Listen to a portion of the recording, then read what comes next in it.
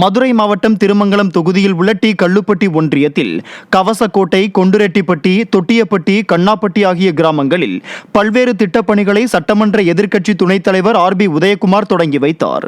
முன்னதாக குன்னத்தூரில் அமைந்துள்ள புரட்சி தலைவர், புரட்சி தலைவி ஆகியோரின் திருவுருவ சிலைக்கு அவர் மரியாதை செலுத்தினார்.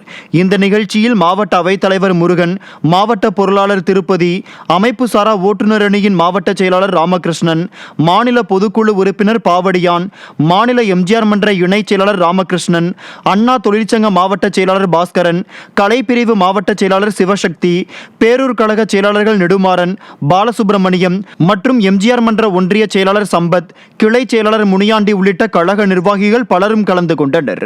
இதையடுத்து செய்தியாளர்களிடம் பேசிய சட்டமன்ற எதிர்க்கட்சி துணைத் தலைவர் ஆர்.பி. உதயகுமார், உதயநிதி துணை முதலமைச்சரானால் நீட் தேர்வை ரத்து செய்து விடுவாரா என கேள்வி எழுப்பினார்.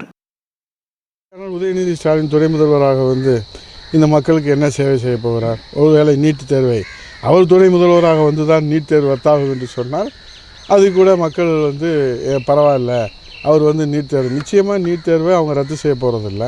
சரி, எய்ம்ஸ் மருத்துவமனை ஒரு செங்கலை காட்டினாரே, அவர் துணை முதலமைச்சராக வந்த உடனே எய்ம்ஸ் மருத்துவமனை அவரே கட்டி கொடுத்துருவாரா? அது மத்திய அரசில் அழுத்தம் கொடுத்துருவாரா? சரி, கச்சத்தீவை நேற்றைய தினம் சொல்கிறாங்க, கச்சத்தீவு இலங்கையினுடைய ஒரு இதுன்னு சொல்கிறாங்க. கச்சத்தீவு நம்மளுடைய பிறப்பு உரிமை, மீனவர்களுடைய பிறப்பு உரிமை.